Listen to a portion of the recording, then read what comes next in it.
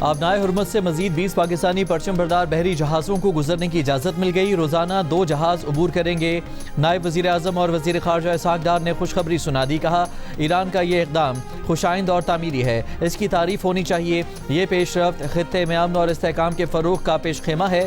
وزیر خارجہ نے کہا کہ یہ مثبت اعلان امن کی جانب ایک اہم قدم ہے اور اجتماعی کوششوں کو مضبوط کرے گا۔ انہوں نے کہا کہ مذاکرات، سفارتکاری اور اعتماد سازی ہی آگے بڑھنے کا واحد راستہ ہیں۔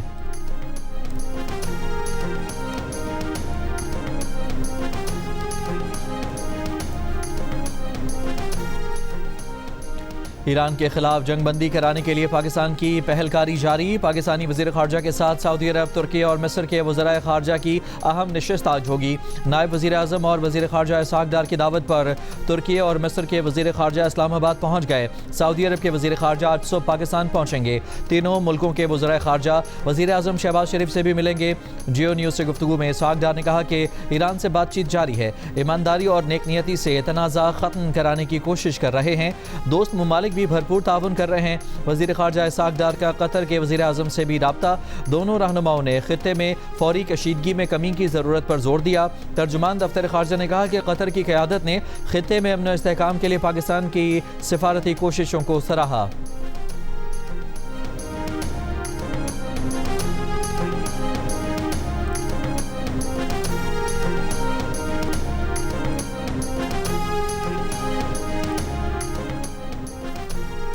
وزیر اعظم شہباز شریف اور ایران کے صدر مسعود پزشکیان کے درمیان 1 گھنٹہ طویل گفتگو۔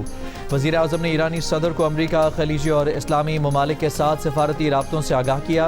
اسحاق ڈار فیلڈ مارشل عاصم منیر اور اپنی جانب سے جاری سفارتی کوششوں کے بارے میں بتایا۔ کہا امید ہے کہ اجتماعی کوششوں سے کشیدگی کے خاتمے کی کوئی مؤثر راہ نکلے گی۔ وزیر اعظم کی ایرانی تنصیبات پر تازہ حملوں کی شدید مذمت۔ ایرانی عوام سے پاکستان کی مکمل یکجہتی اور حمایت کا بھی اظہار کیا۔ ایرانی صدر نے مذاکرات اور ثالثی کے لیے اعتماد سازی کی ضرورت پر زور دیا۔ پاکستان کے مثبت کردار کی تعریف بھی کی۔ اپنے سوشل میڈیا بیان میں ایرانی صدر نے کہا کہ اگر خطے کے ممالک ترقی اور سلامتی چاہتے ہیں تو ایران کے دشمنوں کو ایران کے خلاف اپنی زمین سے جنگ چلانے کی اجازت نہ دیں۔ ایران کئی بار کہہ چکا ہے کہ ہم حملے میں پہل نہیں کرتے، لیکن اگر ایران کے بنیادی ڈھانچے یا معاشی مراکز کو نشانہ بنایا جائے تو ایران بھرپور جواب دے گا۔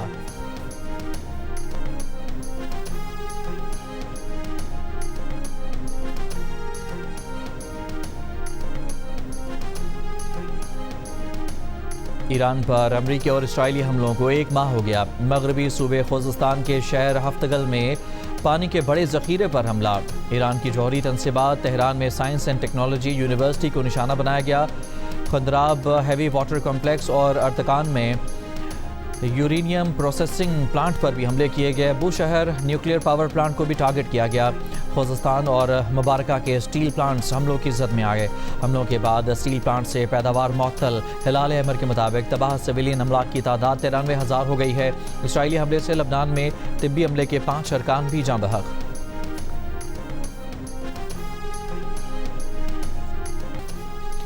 28 مارچ کے حملوں میں 500 امریکی فوجی ہلاک یا زخمی کیے۔ ایرانی پاسداران کا دعویٰ، کہا جنوبی فارس میں ایک امریکی F-16 طیارہ مار گرایا۔ طیارہ سعودی ایئر بیس پہنچنے سے پہلے گر گیا۔ خطے میں امریکی اور اسرائیلی صنعتوں پر شدید حملے۔ حیفا میں اسٹریٹجک الیکٹرانک وارفیئر سینٹر کو نشانہ بنایا ہے۔ بن گورین ایئر بیس پر ایندھن کے ذخیروں پر بھی حملہ۔ اسرائیلی وزیر صحت نے ایران اور حزب اللہ کے حملوں میں مزید 142 اسرائیلی زخمی ہونے کی تصدیق کی۔ 15 کی حالت نازک۔ بیت شمیس میں اسرائیلی فوج کے ریسٹ ہاؤس پر حملہ۔ علاقے میں عمارتیں تباہ، گاڑیاں کباڑ کا ڈھیر بن گئیں۔ حزب اللہ کا بھی اسرائیلی جنگی طیارے پر میزائل فائر کرنے اور اسرائیلی ٹینکوں کو نشانہ بنانے کا دعویٰ۔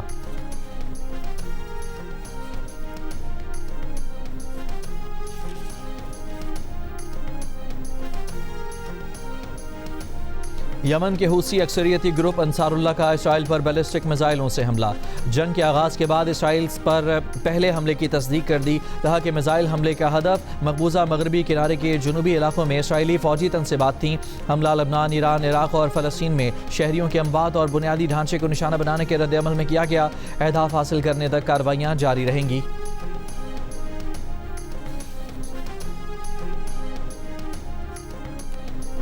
امریکہ نے ایران سے جنگ کے لیے مزید 2 بحری جہاز جارج ایچ.ڈبلیو. بش اور USS ٹریپولی مشرق وسطی بھیج دیے. طیارہ بردار امریکی بحری جنگی جہاز USS ٹریپولی پر ہزاروں میرینز اور سیلرز موجود ہیں. امریکہ نے اس سے پہلے بحری بیڑے USS جیرالڈ آر فورڈ اور ابراہم لنکن مشرق وسطی بھیجے تھے.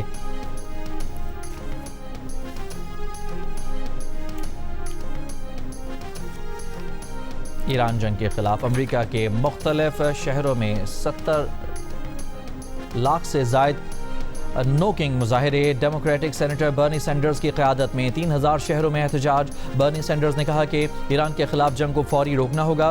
بولے عراق جنگ پر ہم سب سے جھوٹ بولا گیا. آج ایران کے خلاف جنگ پر ہم سے جھوٹ بولا جا رہا ہے. صدر ٹرمپ پوری دنیا کو بحران سے دوچار کر رہے ہیں. آج ہمارا پیغام ہے نو مور کنگز. بولے ہم اپنے ملک میں آمریت نہیں چاہتے. امریکی تاریخ میں پہلے کبھی کسی نے طاقت کے اتنے غلط استعمال نہیں کیے. خود مختار ممالک ایران کے خلاف بلا جواز جنگ شروع کر کے عالمی قوانین کی خلاف ورزی کی جا رہی ہے. منیسوٹا کی ریلی میں کانگریس ویمن الہان عمر کا بھی خطاب. اتوار کو بھی امریکہ کی 50 ریاستوں میں 3200 احتجاجی مظاہرے ہوں گے.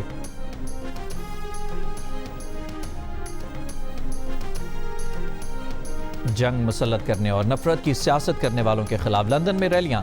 دائیں بازو کی نفرت والی سیاست کے خلاف ٹوگیدر الائنس اور فلسطین کولیجن کی ریلیوں میں بڑی تعداد میں لوگوں کی شرکت. ریلیوں کو بڑی ٹریڈ یونین یونیسن اور یونائٹ کے علاوہ ایمنسٹی انٹرنیشنل کی حمایت بھی حاصل رہی. ریلی میں سیاستدانوں کے علاوہ شوبز کی اہم شخصیات بھی شریک ہوئیں.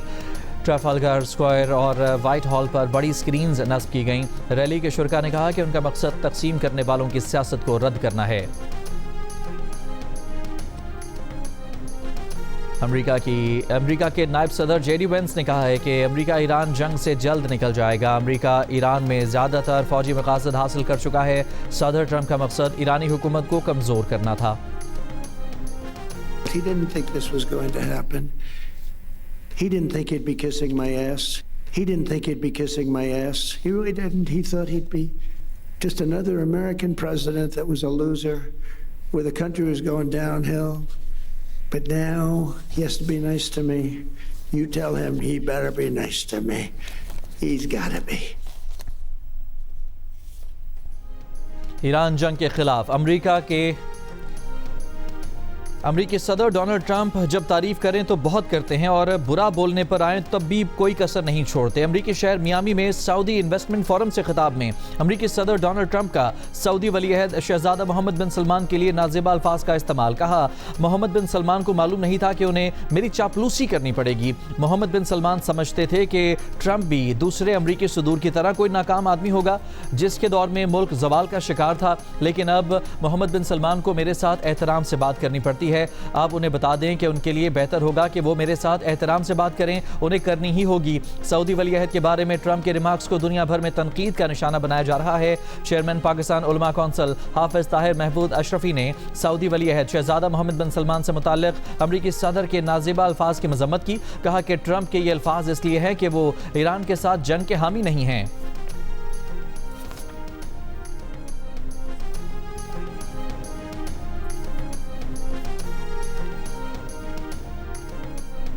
ایران کے خلاف جنگ میں یوکرین بھی مدد کو پہنچ گیا. سعودی عرب اور قطر سے دفاعی معاہدے کر لیے. یوکرین ایرانی ڈرون گرانے کی ٹیکنالوجی فراہم کرے گا. یوکرین ڈرون گرانے کے 201 ماہرین پہلے ہی خلیج کے خطے میں تعینات کر چکا ہے. یوکرینی صدر زیلنسکی کی دوحہ میں امیر قطر شیخ تمیم بن حمد ال ثانی سے متحدہ عرب امارات کے صدر شیخ محمد بن زید سے بھی ملاقات.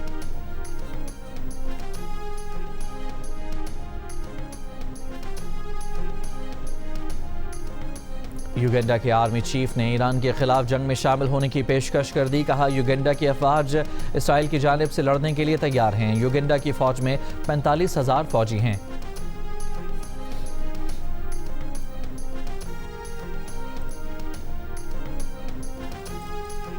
خطے میں کشیدہ صورتحال کے باعث RLNG کی درآمد بند. ملک میں گیس بحران بڑھنے لگا. پنجاب اور خیبر پختونخوا میں گیس پریشر میں کمی. سوئی ناردرن کے ذرائع کے مطابق سسٹم میں LNG کی قلت بڑھ گئی ہے. یومیہ شارٹ فال 700 ملین کیوبک فٹ تک جا پہنچا ہے. گھریلو صارفین کو گیس کی قلت کا شدید سامنا کرنا پڑ رہا ہے. پنجاب اور خیبر پختونخوا میں ناشتے اور کھانے کے اوقات میں بھی گیس پریشر انتہائی کم رہنے لگا. سوئی ناردرن حکام کے مطابق صنعتوں کو گیس کی فراہمی جاری ہے.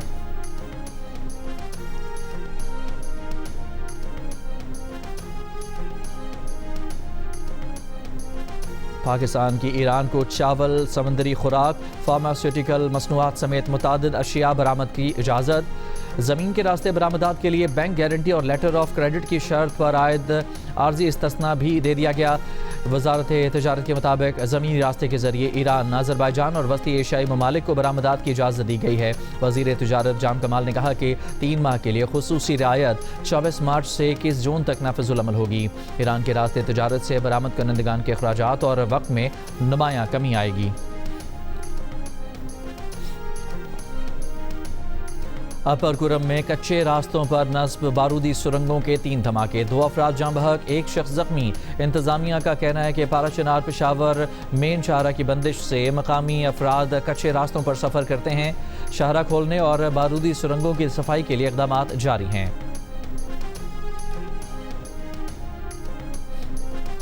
اسرائیلی فوجیوں نے مغربی کنارے میں امریکی نیوز چینل CNN کی ٹیم کو حراست میں لے لیا۔ CNN کی ٹیم اسرائیلی قابضین کی جانب سے فلسطینیوں کی بستی گاؤں میں زمین پر زبردستی قبضے کے بعد کوریج میں مصروف تھی۔ صحافیوں کے مطابق اسرائیلی فوجیوں نے ان پر تشدد کیا اور ایک امریکی نیوز چینل کے فوٹو جرنلسٹ کا گلا دبایا اور اس کا کیمرہ توڑ دیا۔ زیر حراست صحافیوں کو 2 گھنٹے بعد چھوڑ دیا گیا۔ واقعے پر عالمی صحافتی تنظیموں کا اظہار تشویش، فارن پریس ایسوسی ایشن کا اظہار مذمت، واقعے کی تحقیقات کا مطالبہ۔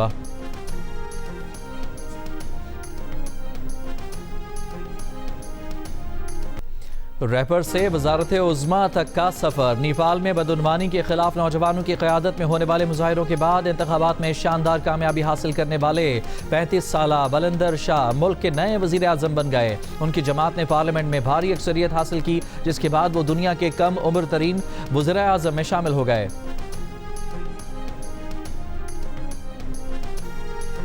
HBL-PSL میں ملتان سلطانز نے اسلام آباد یونائٹڈ کو 5 وکٹ سے ہرا دیا۔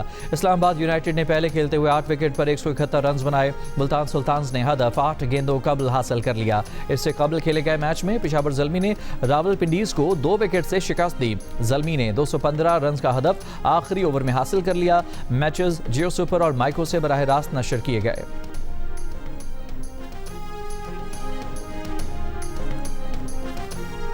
ایران کی فٹ بال ٹیم کا نائجیریا کے خلاف دوستانہ میچ کے آغاز سے قبل بازوؤں پر سیاہ پٹیاں باندھ کر اور ہاتھوں میں اسکول بیگ تھام کر میناب کے اسکول پر امریکی حملے میں طالبات کی شہادت کے خلاف احتجاج۔ گزشتہ ماہ اسکول پر حملے میں 110 طالبات سمیت 168 افراد شہید ہو گئے تھے۔ ترکی کے شہر انطالیہ میں ہونے والے وارم اپ میچ میں نائجیریا نے ایران کو 2-1 سے ہرا دیا۔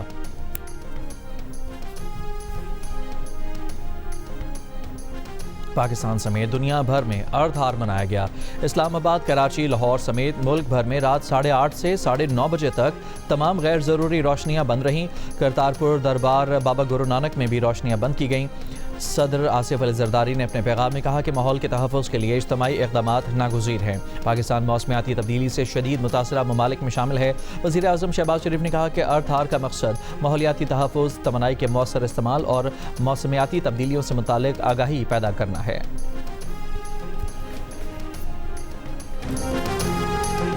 ساکنان شہر قائد کے زیر اہتمام کراچی کے ایکسپو سینٹر میں 31واں عالمی مشاعرہ۔ اندرون اور بیرون ملک سے آئے اردو کے معروف شعراء کی شرکت۔ خطے کی صورتحال کے پیش نظر مشاعرے کو عالمی مشاعرہ برائے امن عالم کا عنوان دیا گیا۔